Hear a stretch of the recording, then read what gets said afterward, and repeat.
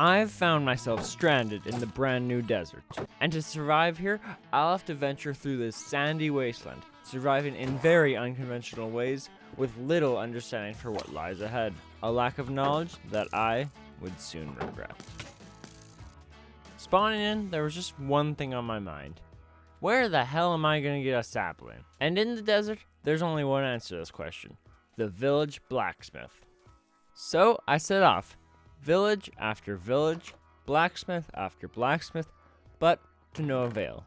As my search for a sapling continued into the next morning, it did become a lot faster because of Bob.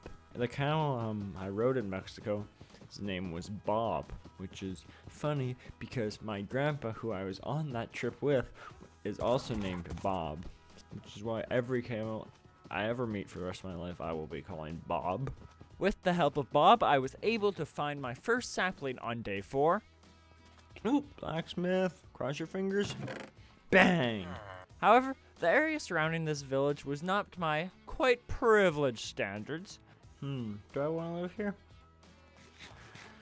Can't decide.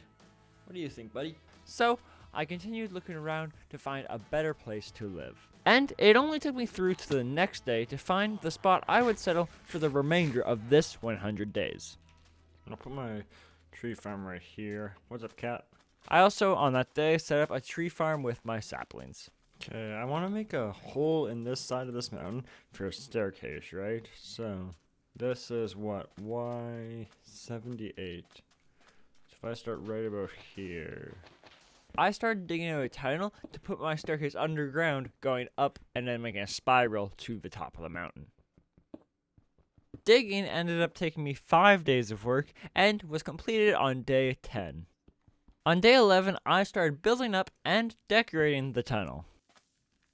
But when I came across an andesite and dirt vein, my ADHD brain could not handle it, so I changed tasks. This took me through to the next day, and on day 13 I was able to get back to digging out the floor, which I finished on that same day. The following day, a villager presented himself by my stonecutter, as if he was saying, "Please, Kevin, trap me in a tiny box and force me to do nothing but sell your clay for eternity." Dumbass. And I'm a very charitable man, so I did exactly that and provided this villager with a home. Grab that just to lock him in, thank you. A move which I would later realize is completely and utterly useless. The next day, I got back to work on the tunnel, terraforming a bit around the front of it and building a nice little entryway.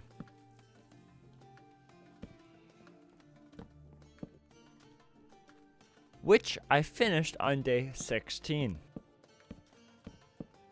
Then I proceeded to build the tunnel roof and floor, which took me 1 full day to complete. Heading into day 18, I began working on the walls.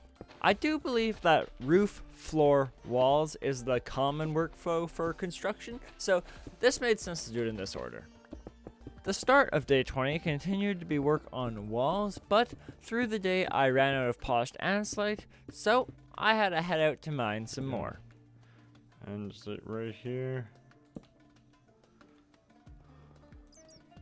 Day 22, I headed home from mining. And the following day, I finished the hallway. Now, the only part of the staircase left is, well, the stairs. The next 2 days I spent working on said stairs. And just like that, it's finally complete. Me, Mr. Minecraft, the Minecraft guy. I have successfully done it. I have built a semi-decent staircase in only 25 days. Now, do you remember on day 14 when I said, I did exactly that and provided this villager with a home? Grab that just to lock him in, thank you. A move which I would later realize is completely and utterly useless. Well, today I realized masons don't sell clay. They buy it, making this guy completely useless to me. I can still buy bricks from him, but I don't think I want to use bricks anytime soon. I think I need a Fletcher to make some emeralds so I can trade with this guy. Because you can't get clay naturally. This guy... Shit, this guy trades clay for him. Shit, that's backwards. I may never have to trade with him again. I may have no reason to keep him, but that does not mean I'm going to let him go. He deserves to stay here because of the tricks he played on me. Also, in my anger at this guy, I decided to trap one of his friends. I made them just far enough away that so they can't talk to each other or give each other any sort of entertainment while they're captured infinitely. The new guy was also a Fletcher. Day 27, I ran around looting some desert temples. From this, I was able to get, notably, my first diamonds, as well as some armor trim patterns, which I took some time to experiment with the following day. However, I was really enjoying this and wanted to keep doing some more active, adventurous sort of stuff. So, I went out and raided a pillage outpost. I really want to get the allays. Are there allays? Wait, there's no allays here? I actually don't get any allays this entire video. I don't know if they can't spawn in deserts even at pillager outpost or what's going on. However, something from the chest on the top of the pillager tower that I was quite excited about was potatoes. Granted, these were a good find because you normally can't get potatoes in the desert. However, I'm not going to make use of them throughout this video, so who really cares? Then I finished the day by heading out caving. However, I was extremely unprepared for this caving adventure because barely into day 29, my pickaxe broke. I went home to restock, but my iPad Kid-esque focus kicked in. Ooh, sheep. When I saw a new village with sheep. Since there was 2 of them, I could breed them together, and sheep don't spawn in the desert, so I wanted to get them home. So, that's exactly what the rest of my day was spent on.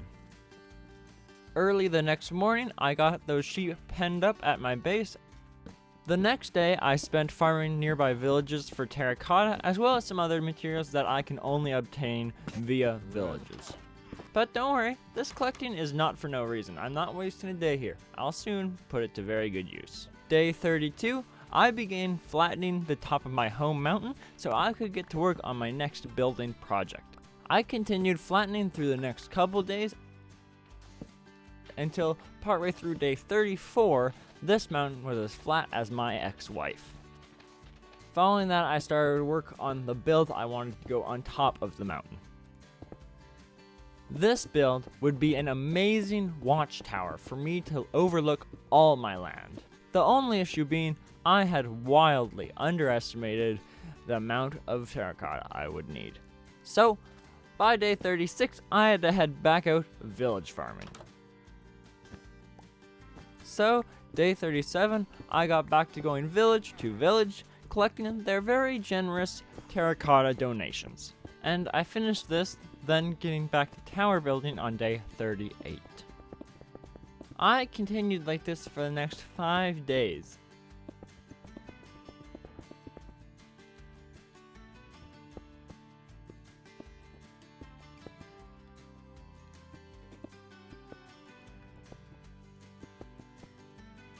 And on day 44, I was able to finish the exterior of the watchtower. I was kind of originally thinking to put my storage in the bottom of the watchtower up there as like my first base, but I'm realizing now I don't want to go up these stairs every time I want to access my chests. The following day, I spent grinding sandstone. So, seeing as I previously finished the exterior of a build, it only makes sense for me to finish the interior today. Right? Nah. I'd rather move on to the next project. So, day 46, I spent working out the rough shape of a pirate ship. After this, I was once again out of sandstone, so the next day I spent restocking. Following this quick restock, I was able to finish the main hull of the ship. Anyways, my newfound posture allowed me to work on the ship for the next couple of days straight. Adding this nice trim, a railing around the ship, as well as a bridge to get out to it. Until day 51, when I got a bit bored of building, so I decided to take a break and I headed out to do some caving. Unfortunately, my footage from day 51 to 56 seems to have corrupted. I pretty much just caved through these days, but you guys will miss a near-death experience I had with some cave spiders and creepers. On my way home on day 57 from said caving, I realized how interesting the tower roof looked. Damn it, I'm so pissed that recording of me mining corrupted, because that was actually like interesting stuff. I want to redo this roof. In 2 days, I was able to finish the new tower roof. I still wasn't happy with it by any stretch of the imagination, but who am I kidding? It still sucks. Oh my god, I might have managed to make it even worse. Fuck, I didn't think I could physically make it worse, but I might have managed. On day 60, I decided it was about time I get an enchanting setup. But for this, I would need books. The thing is, sugarcane is a dime a dozen in the desert. But cattle? Well, I come across them about as often as I come across a woman interested in me. Or simply put, never. So my only real hope for a book would be village hopping. And luckily enough, I only had to go about 20 blocks to my local village to find some bookshelves. Holy shit, this guy has mending. Okay, do I have blocks? I only have obby. Okay, first steps first. Grab some of this, lock you in. Second step second. There's sugarcane everywhere. So if I can grab like, how much sugarcane does it take to make 24 paper? Like, I think it's a 1-for-1, but I'll grab like a stack because it's all over the place. I may as well. By day 62, I was able to get the enchantment table set up. I think that should be maxed. 30, let's go. The next day, I wanted to get that mending book I now had access to on a pickaxe, which is exactly what I did. Beauty. With this new gear in hand, I decided to go mining the next day.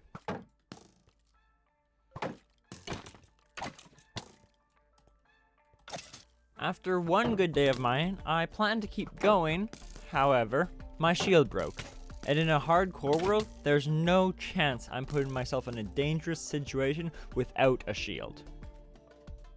Upon getting back to my base, about midway through the day, I had a realization. I'm technically still homeless. So, I got to work on an outline for my house. Nothing big, nothing fancy, just a nice cozy little home to get me off the street.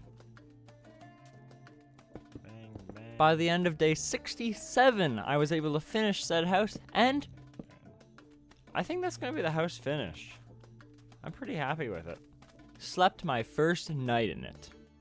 Waking up the next day, I got to work on my tree farm to get some logs, which I used to create the mast of the pirate ship. Day 69. Nice. I spent today working on the deck of the ship. I've got the mast in place, I think. I don't have enough wool to make a sail, so I don't know what I'm going to do with that. I also want to do a stern. I'll get that going real quick. Including loading it up with chests, since this would be my storage boat. Day 70 was spent moving stuff. I might move a chest into my house just for looks. It can be like a valuables chest, you know? I'm going to put a valuables chest right there. Valuables as well as crafting tables, an anvil, and a furnace went to my house, while everything else went on board the ship. I'm just loading up the world in like a new real life day, and this is a different snapshot to what I was playing in the previous days, because they sent out a new snapshot last night. So, I don't know if there's any differences. Not many camels around it. I might just explore for a bit, because I'm kind of curious what changed in this update. So I'm just going to run somewhere. I just randomly picked a direction and headed off on an adventure. I would have loved it if they added like sandstorms or something in this mode. Like, yeah, you guys ever played like Scorched Earth, like on Ark?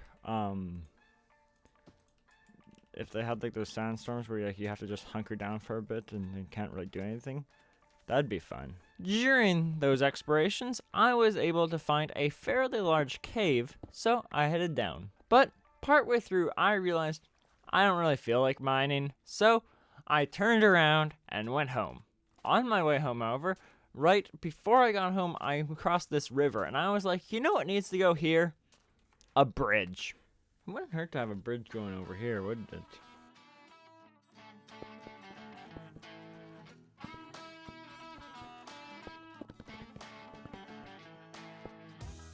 The work on the bridge took me right the way through to day 76 when I completed it. There you go. This is solid. I think I could use something more, just don't really know what.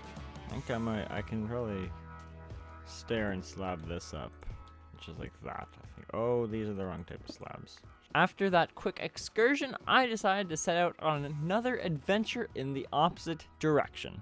Early in this adventure, I wound up raiding a pillager tower, and I got a new armor trim from it. Ooh, I got new armor trims. What's this? Smithington wood. Cool. When you're in my way, look at that cave. That's something. First thing the next morning, I headed down into a new cave, but it didn't seem very traversable, so I gave up. But I was able to find a new cave, and this one was a lot better.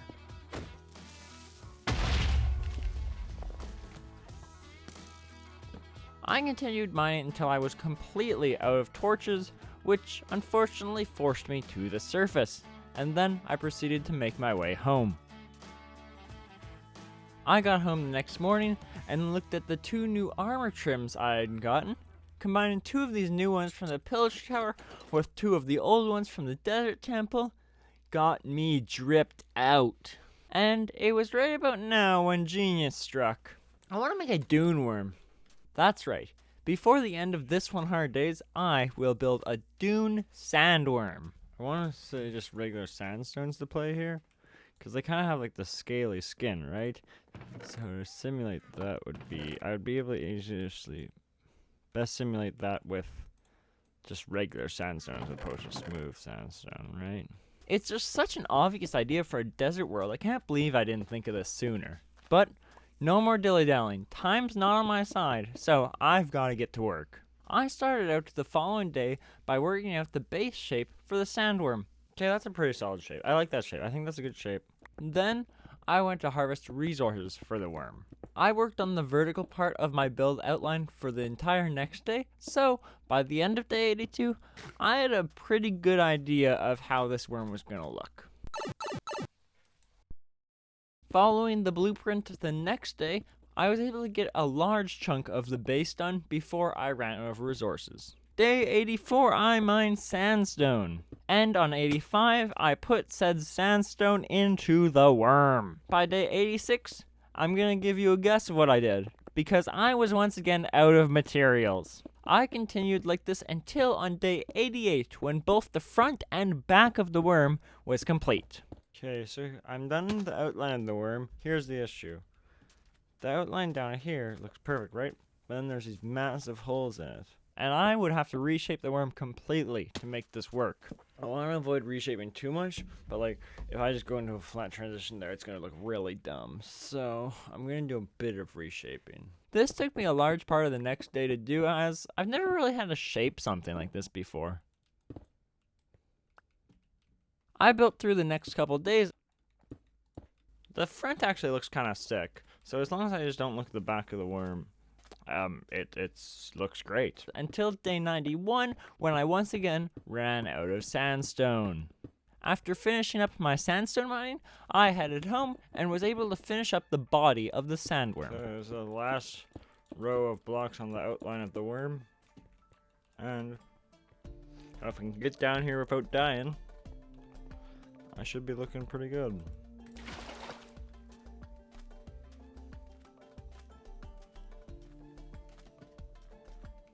You know what? I hate this.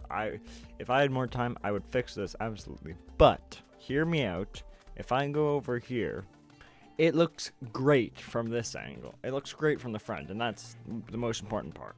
And got to work collecting white concrete alongside deep slate tiles for the mouth. day 93, I spent looking for a good cave because I needed to get down to deep slate level for those deep slate tiles. Let's see how deep this one goes, I guess.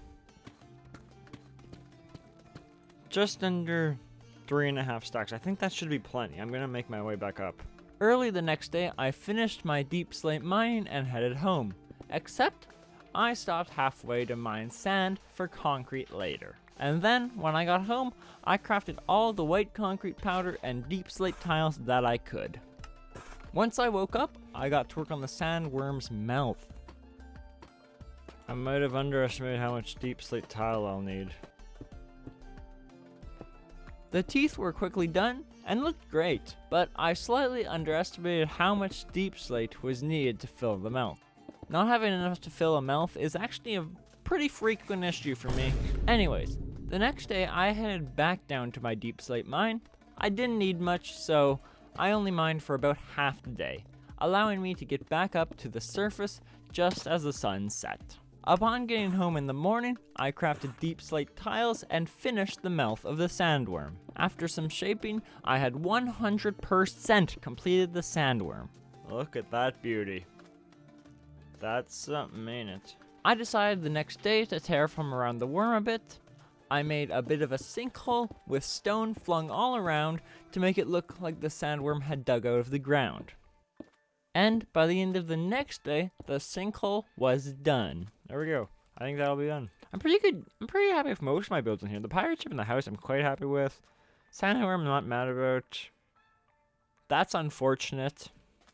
And as the sun set over my world on day 100, I sat upon my watchtower, which I've never used up until now, to watch the sun set over my world one final time.